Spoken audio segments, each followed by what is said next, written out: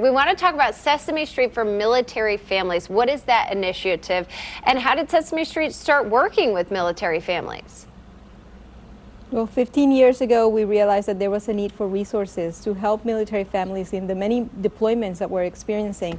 And throughout the years, they were telling us of different challenges or different topics that they wanted us to address, and we've been addressing them.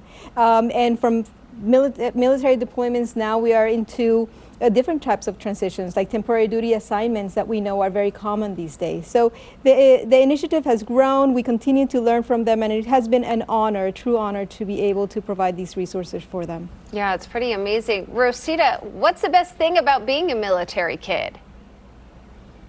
Oh, well, everything. You know, to have such a nice community of friends that a lot of them, they have already the experience to moving to one place to another or country. So they're always so willing to help and give advices, and they're tough and they're strong. Oh, so yeah, they're superheroes. So They everything. They really are. They are superheroes like Super Grover. Yes. I love it. Yes, they certainly are superheroes. You know, how does this initiative help kids understand what all goes into that sacrifice and what all of an importance this is to help all of us have our freedom? Well, for us, it's important to go through all of the different feelings that children might have throughout all of these different transitions, but also honor the fact that they're resilient and that there's a lot to celebrate for military life.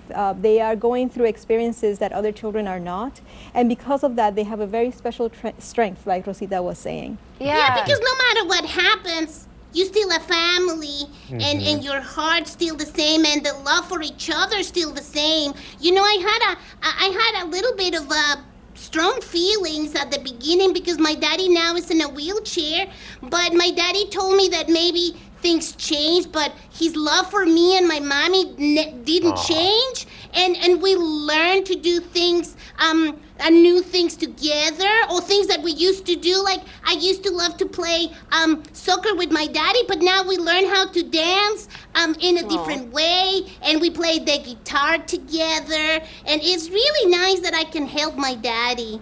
That's really special. And Rosita, what about when you're far apart from your family? How do you keep that connection?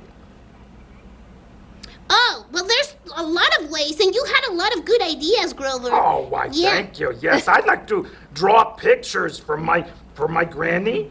Yeah, and tell her about my week. You know, I write down little captions for the pictures and send them to her. He's a very good artist. I understand that a lot of military kids do that with their parents. They do, and we also do videos. Like the other day I was with Elmo, and he's been practicing a lot. His catching abilities, and he did it so well. And his mommy took a video of the moment, and we sent it to his daddy.